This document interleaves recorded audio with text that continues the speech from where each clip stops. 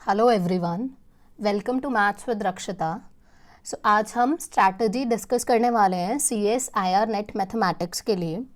किसी भी एग्ज़ाम को पढ़ने से पहले हम लोगों को क्या करना चाहिए, एग्ज़ाम का पेपर पैटर्न और किस टाइप के क्वेश्चंस इसमें आते हैं वो हमें पता होना चाहिए। मींस अगर हम किसी भी एग्ज़ाम की प्रिपरेशन करना चाहते हैं तो एग्ज़ाम के लिए पढ़ने से पहले एग्ज़ाम को पढ़ना इंपॉर्टेंट है। सो वेटेज देखते हैं कि नेट में कौन कौन से पेपर की कितनी कितनी वेटेज होती है। So these 4 papers are from pure mathematics, जहाँ पे रियल 55 to 65 मार्क्स का आता है, लीनियर 55 to 65 मार्क्स का आता है, then complex 30 to 35 marks, modern 30 to 35 marks. ये जो वेटेज मैंने लिखी है लास्ट ईयर के सारे पेपर्स का एनालिसिस करके लिखी है।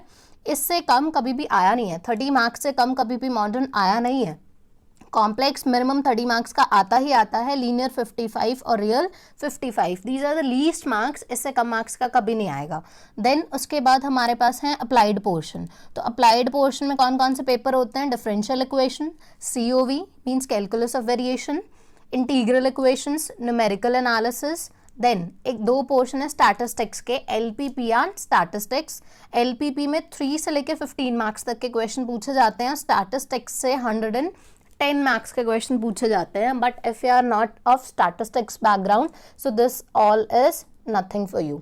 ठीक है, तो हम इसको तो क्रॉस करके चलते हैं। We are focusing on masters in mathematics. ठीक है, जिन लोगों ने मैथमेटिक्स में मास्टर्स की है उनको स्टैटिस्टिक्स नहीं आती, हम जनरली उन कैंडिडेट्स के लिए पढ़ेंगे। तो आपके पास देखो, हमें पता है कि पेपर कितने मार्क्स का आता है, अप्रॉक्सीमेटली 450 मार्क्स का पेपर आता है, यू ऑल नो।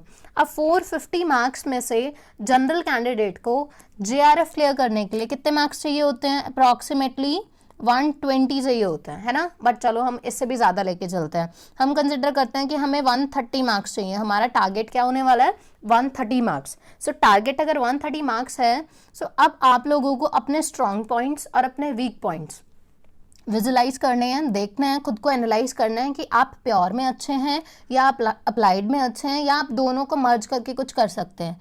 ठीक है, अगर मैं बात करूं, मेरे को प्योर ज़्यादा अच्छा लगता है हमेशा से ही। सो अगर मैं अपनी स्ट्रैटेजी डिस्कस करूं आप लोगों के साथ, तो मैं क्या करने वाली हूं, हम रियल पिक करेंगे, लीनियर अलजेब्रा पिक करेंगे, कॉम्प्लेक्स एंड मॉडर्न। अगर आप इनको ऐड करें, ठीक है, अगर मैं लीस्ट वाले भी ऐड कर लूँ 55, 55, 30 एंड 30, तो ये कितना होएगा 110 और 60, ये कितना बन गया टोटल 170। तो आप 170 मार्क्स का पेपर अटेम्प्ट कर पाओगे, है ना।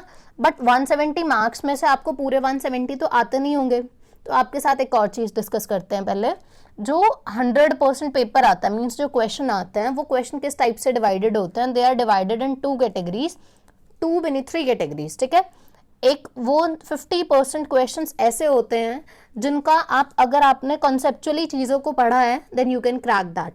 फिर उसके बाद 20%, उसके आगे जो 20% क्वेश्चंस होते हैं वो ऐसे होते हैं जिनको सॉल्व करने के लिए थोड़ा एफर्ट लगाने की ज़रूरत पड़ती है। उसके बाद जो बाकी बचे हुए 30% होते हैं, ठीक है, ये क्रैक करना बहुत मुश्किल बात होती है। ठीक है, इनको जो है ये सिर्फ क्वेश्चन पेपर का CSIR इन क्वेश्चंस को, इन 30% क्वेश्चन को सिर्फ इसलिए ऐड करती है कि वो लोगों को डरा सके कि CSIR-NET कितना मुश्किल पेपर लेता है। तो आप लोगों को इस 30% से नहीं डरना है, इसको फोकस ही नहीं करना है। आपको फोकस करना है पहले आपको अपने 50% डेवलप करने हैं कि आप कंसेप्चुअली चीज़ों को पढ़ें। ठीक है, जो डायरेक्टली फार्मूलाज लगाओ और निकल जाती हैं, डायरेक्टली थ्योरम के स्टेटमेंट्स लगाओ, 50% क्वेश्चंस ऐसे आते हैं जो निकल जाते हैं। मींस 170 में से 50% आपका ऐसा होगा जो आप इजीली ले पाओगे अगर आपने कंसेप्चुअली पेपर्स को पढ़ा होगा, इन 4 पेपर्स को। सो 170 का 50% कितना बना, 85, मतलब 85 मार्क्स तो आपके ऐसे बन जाएंगे। फिर 20% के लिए आप लोगों को एक्स्ट्रा एफर्ट्स लाने की ज़रूरत है। तो अगर आप 70% इसमें से ले लेते हैं, सो 170 का 70% अगर आप कैलकुलेट करो तो कितना बनता है 119, और कट ऑफ जनरली 120 ही होती है जनरल की। तो आप 119 मार्क्स इजीली ले सकते हैं। कैसे, सिर्फ ये 4 पेपर्स को प्रिपेयर करके। प्लस इसके अलावा आप मैथ्स के स्टूडेंट हो, आपको पता है एप्टीट्यूड भी आता है, तो एप्टीट्यूड में तो मैथ्स वाले मैक्सिमम स्कोर कर सकते हैं। तो एप्टीट्यूड कितने मार्क्स का होता है? 20 मार्क्स का। अगर आपने 20 में से 15 मार्क्स भी ले लिए, जो कि इजीली आ जाते हैं मैथ्स वाले कैंडिडेट्स के, अगर आपने थोड़ा सा भी एप्टीट्यूड को फोकस किया है, ठीक है। अगर मेरी रिकमेंडेशन मानो तो आप लोगों को डेली 30 मिनट्स एप्टीट्यूड में देने चाहिए। 30 मिनट्स से कुछ नहीं जाता। अगर आप रोज 30 मिनट्स देते रहते हो ना, तो एट दी एंड जब ये 15 मार्क्स मिलते हैं ना, तो बहुत खुशी मिलती है। सो 119 और प्लस 15 तो कितने मार्क्स हो गए आपके? 134। इतनी तो आज तक कभी जेआरएफ की कट ऑफ ही नहीं गई है, ना ही कभी जाने वाली है। आपको अच्छे खासे मार्क्स मिल जाएंगे, आपकी जेआरएफ हो जाएगा इतने सही। तो ये आपकी पर्सनल स्ट्रैटेजी है कि आप ऐसा भी कर सकते हो कि आप रियल ले लो और कॉम्प्लेक्स ले लो, क्योंकि दोनों लिंक्ड होते हैं, है ना। आप रियल और कॉम्प्लेक्स कर लो तो आपके कितने बन जाएंगे? 55 और 30, 85 यहाँ से बन गए। और अगर आपको अप्लाइड इजी लगता है तो आप डिफरेंशियल इक्वेशंस कर लो, 30 यहाँ से बन जाएंगे आपके। तो 85 और 30 115 हो जाते हैं। बाकी आप 15 मार्क्स एप्टीट्यूड से ले लो तो फिर से आपके 130 ही बन जाते हैं, ठीक है। तो जो हमारी स्ट्रैटेजी रहने वाली है वो क्या रहने वाली है, जो हम फॉलो करेंगे, मीन्स जो मैं फॉलो करने वाली हूँ, that is we are going to cover 4 papers, real analysis, linear algebra, complex and modern. अब इन चारों में से आप लोग मुझे कमेंट करके वीडियो के कमेंट सेक्शन में बताएंगे कि कौन सा पहले स्टार्ट किया जाए, ठीक है। जिसके लिए ज़्यादा कमेंट्स आएंगे हम लोग वही स्टार्ट करेंगे।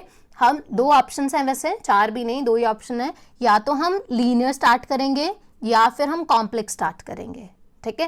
वैसे कॉम्प्लेक्स स्टार्ट करना सबसे बेनिफिशियल होता है, क्योंकि कॉम्प्लेक्स में बिल्कुल सीधे साधे क्वेश्चन पूछे जाते हैं।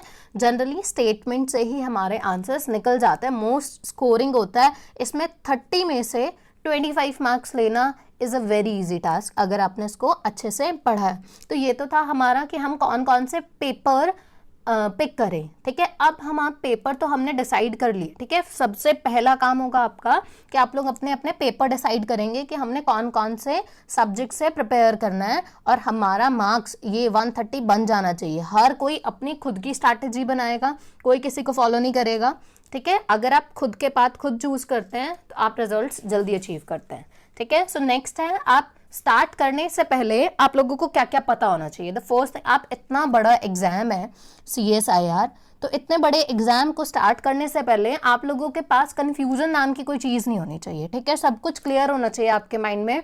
आपको पता है कि आप फिलहाल यहाँ हो, नेट अचीव करने के लिए आपको यहाँ जाना है, तो आपको पता होना चाहिए कि आपको ऐसे लेफ्ट जाना है, राइट जाना है, कैसे जाओगे तो यहाँ तक आपने पहुँचना है, और ये पाथ आपका खुद का होना चाहिए।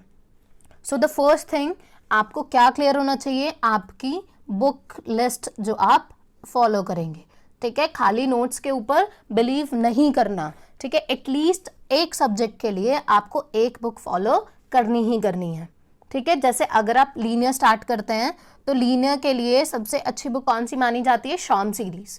अगर आप कॉम्प्लेक्स स्टार्ट करेंगे तो अगर आपको खुद पर्सनली अपने लेवल पे स्टार्ट करना है तो आप पढ़ेंगे HS कसाना। ऐसे ही जब आपकी बुक लिस्ट रेडी हो जाएगी, ठीक है, आपको किसी और को फॉलो नहीं करना है। देखो अच्छी बुक कौन सी होती है? पहली चीज, उस बुक के अंदर आपके पेपर का कंटेंट मिलना चाहिए, है ना। जो नेट ने पूछना है वो आपको उस बुक में मिल जाना चाहिए और वो आपको समझ आ जाना चाहिए। डजेंट मैटर कि वो कोई फॉरेन ऑथर की बुक है, डजेंट मैटर कि वो किसी इंडियन ऑथर की बुक है, ठीक है। बस जो बुक आपको समझ आती है फॉलो दैट बुक, किसी की मत सुनना। नेक्स्ट इज, आपको टीचर कौन सा फॉलो करना चाहिए, है ना। आप अगर किसी कोचिंग में जा रहे हो तो कोचिंग वाला टीचर फॉलो करोगे। अगर आप किसी यूट्यूब वीडियोस से देख रहे हो तो आपको वहाँ पे भी फोकस रहना है कि आपको कौन सा टीचर फॉलो करना है। आपको ऐसा नहीं है कि एक दिन आपने वीडियोस देखी एक चैनल पे, दूसरे दिन वीडियोस देखी दूसरे चैनल पे, तीसरे दिन वीडियोस देखी तीसरे चैनल पे, आपका सब कुछ मर्ज हो जाएगा, है ना। एटलीस्ट एक पेपर के लिए, जैसे अगर आप लीनियर पढ़ रहे हो तो आप सेट करो कि हम लीनियर जो पढ़ेंगे वो यहाँ से पढ़ने वाले हैं, ये वाली वीडियोज हम फॉलो करेंगे। अगर आप कॉम्प्लेक्स पढ़ने वाले हो तो आप कॉम्प्लेक्स के लिए फिक्स करो कि हम कॉम्प्लेक्स ये वाले टीचर के वीडियोज देख के पढ़ने वाले हैं, ठीक है। फिर नेक्स्ट हमारे पास आता है, हमने बुक लिस्ट डिसाइड कर ली, हमने अपने टीचर डिसाइड कर लिया। नेक्स्ट है आप नोट्स कैसे प्रिपेयर करेंगे, है ना।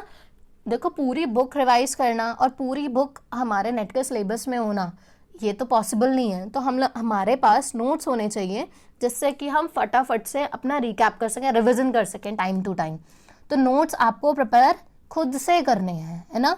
आपको किसी की PDFs नहीं लेनी है, आपको किसी का लिखा हुआ रिटर्न को जेरोक्स नहीं करवाना है, आपको खुद से अपने हैंड रिटन नोट्स प्रिपेयर करने हैं, ठीक है, जैसे आपको समझ आता है, आपको साफ सुथरा क्लीन समझ आता है वो ठीक है, कई लोगों को ना बहुत मर्ज चीज़ें समझ आती हैं, ठीक है, तो आप वैसे भी कर सकते हो, बट आपको नोट्स खुद से प्रिपेयर करने हैं। नोट्स प्रिपेयर करने के बाद उसके साथ साथ आपको शॉर्ट नोट्स भी प्रिपेयर करने हैं। अब ये शॉर्ट नोट्स क्या चीज़ है, जैसे समझो आपने रियल स्टार्ट किया, रियल में आपने क्या पढ़ा, आपने सीक्वेंसेस पढ़ा, ठीक है, तो जब आप सीक्वेंसेस पढ़ोगे तो उसमें आप एक खुद की एक सेल्फ एल्गोरिथम बनाओ, ठीक है, जैसे इससे भी बेटर सीरीज का एग्जांपल है ना, सीरीज में कितने सारे टेस्ट आते हैं, सीरीज आप जैसे ही क्वेश्चन आता है कि चेक दिस इज कन्वर्जेंट और नॉट, तो आप सबसे पहले कहाँ जाते हो, कौन सा टेस्ट, सबसे पहले आप क्या करोगे, फिर नेक्स्ट स्टेप आपका क्या होगा, फिर थर्ड स्टेप क्या होगा, तो आपको स्टेप बाय स्टेप खुद की एक एल्गोरिथम बना के रखनी है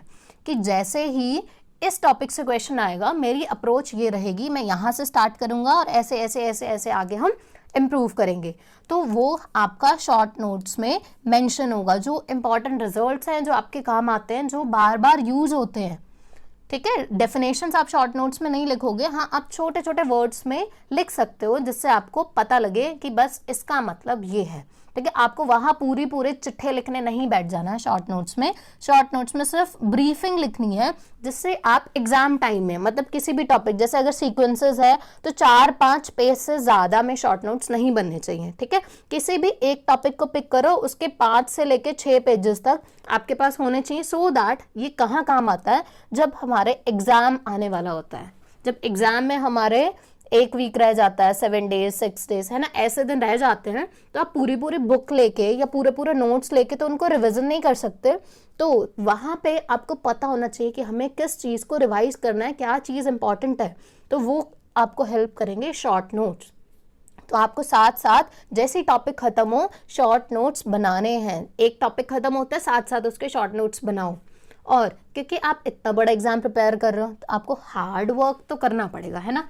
2 चीज़ें हैं, या तो आप देखो, या तो आप भी नहीं, मैं बोलूँगी, या हार्ड वर्क और स्मार्ट वर्क, है ना। लोग कहते हैं आजकल हार्ड वर्क से काम नहीं चलता, स्मार्ट वर्क से काम चलता है, बट मैं कहती हूँ कि ना तो बिना हार्ड वर्क के काम चलता है आजकल, ना ही बिना स्मार्ट वर्क के काम चलता है आजकल, because competition is too high nowadays ना। कॉम्पिटिशन इतना हाई हो चुका है कि हम सिर्फ और सिर्फ हार्ड वर्क से काम नहीं कर सकते, वी शुड वर्क स्मार्टली कि आप लोग अपना JRF क्रैक कर पाए। हमें ऐसे ही ब्लाइंडली किसी चीज़ को फॉलो नहीं करना है, ब्लाइंडली पागलों की तरह सिर्फ पढ़ते नहीं रह जाना है ना। हमारा फोकस नॉलेज गेन करना तो है, हमें नॉलेज गेन करनी है, बट हमें एग्ज़ाम भी क्रैक करना है। तो मेन फोकस हमारा एग्ज़ाम क्रैक करना है, तो आपको किसी भी टॉपिक को नहीं पढ़ना है। फर्स्ट थिंग, जो सिलेबस है ना, आपका जो सिलेबस है वो आपके टिप्स पे होना चाहिए, आप लोगों को याद होना चाहिए। अगर कॉम्प्लेक्स आपने स्टार्ट किया हुआ है तो कॉम्प्लेक्स के जो भी टॉपिक्स हैं वो आपके टिप्स पे होने चाहिए। जब आप कोई बुक पढ़ने बैठें, कोई नोट्स पढ़ने बैठें, कोई वीडियो पढ़ने बैठें, तो आप ये ध्यान रखें कि जो आप पढ़ रहे हैं क्या वो नेट के सिलेबस में है। अगर सिलेबस में है वो आपको हेल्प करेगा, ठीक है। अगर वो JRF की साइड जा रहा है, जो भी चीज़ आप कर रहे हैं, अगर वो आपको JRF की साइड आपके लेके जा रही है तो आप उसकी साइड जाएंगे, अदरवाइज लीव इट। ज़रूरी नहीं है ना 450 मार्क्स का पेपर आना है, 450 मार्क्स में से आपकी मर्जी है, आपको तो सिर्फ 120 ही लेने हैं, तो 450 में से 120 लेने हैं, आप अपनी मर्जी से लो ना, आप सब कुछ क्यों करते हो। आपको सिर्फ उतना ही करना है जितने से आपके 120 बन जाए। तो आपको इतने लेने के लिए इस लेवल पे एटलीस्ट 4 आवर्स रोज स्टडी करना होगा, ठीक है। कम से कम 4 आवर्स से ज़्यादा आप कर सकते हो, वैसे मेरे को नहीं लगता 5 to 6 आवर्स एनफ होते हैं अगर आप फोकस होकर स्टडी करते हैं। ऐसे नहीं पढ़ना है कि आप पढ़ तो रहे हैं बट पढ़ नहीं रहे, ठीक है। तो 5 to 6 आवर्स की स्टडी होनी चाहिए, बट फोकस्ड स्टडी होनी चाहिए। So this is all about our weightage and कैसे हम लोगों को प्रिपेयर करना है। अब नेक्स्ट स्टेप आप लोगों के ऊपर है कि आप लोग मुझे बताएंगे कि आप लीनियर स्टार्ट कराना चाहते हैं या कॉम्प्लेक्स स्टार्ट कराना चाहते हैं। जो मोस्ट डिमांडिंग टॉपिक होगा हम लोग वही स्टार्ट करेंगे, ठीक है। सो तब तक के लिए थैंक यू।